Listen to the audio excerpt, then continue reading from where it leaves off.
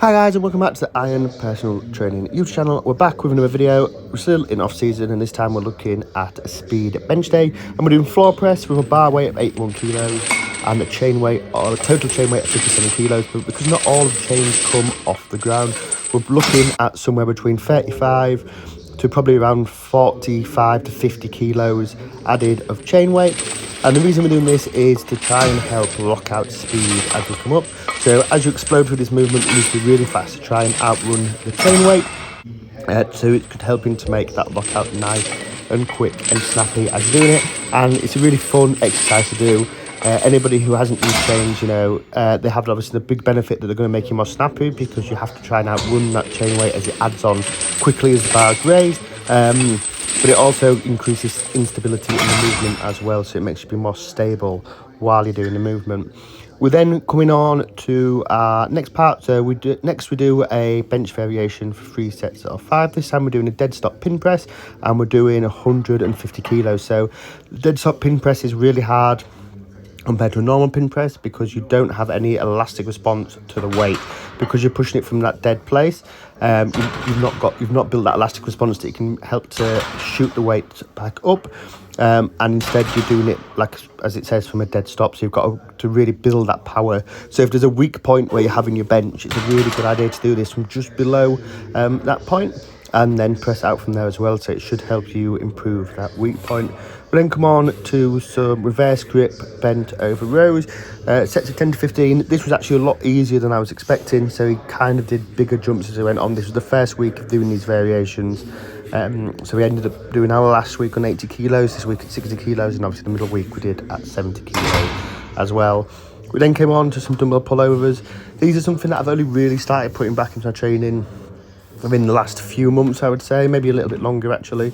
And I actually find these have a great crossover to the bench press. So as you watch while you're doing the movement, you kind of come into that arch position you want to be in your bench, and you can see that the lats are working in that similar kind of movement pattern. So it really helps you to be able to engage the lats in the start of the bench position and get them locked in, whilst obviously also making them much stronger as well. And like I say, it gets you into that bench press setup position a little bit more, so it has a bit more of a direct crossover, I find, than doing some other lat variations. I like doing these heavy sets of 10, but really pressing the weight as well.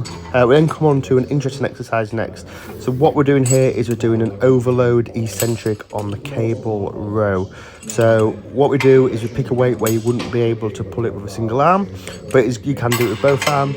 But as we do the eccentric part of the movement, so the unloading part of the movement, we just use one hand, so we're overloading that element. So in an eccentric phase of the movement, you're actually stronger than you are in the concentric phase of the movement.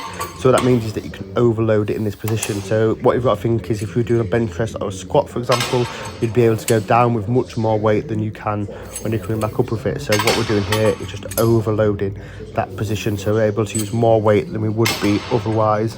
But because we're only using we're pulling with both hands, there's less fatigue as well. We then come on to a crossbody tricep extension. Again, one of my favourite tricep exercises, one that's often overlooked as well, because the benefit of doing this is that you are mimicking how the tricep is going to move while it's locking out in a bench press movement. So again, it's working in the same kind of ranges, so it has that direct crossover to your movement. So if you do have any problems with lockout or tricep strength in general while you're benching, this is a really good exercise to put in and give a go. You only need like relatively light weights compared to, say, like a tricep rollback or even something like a tape press. We then did some preacher curls, which I forgot to film, and we're just finishing off with some wrist curls with a bar at 40 kilos. But that's it for the video, guys. I do hope you've enjoyed. If you do have any questions, leave them in the comments below, and if you'd like to book a session, then use the link in the description below. We'll be able to get something sorted out. But again, thanks for watching, and I'll see you in the next one.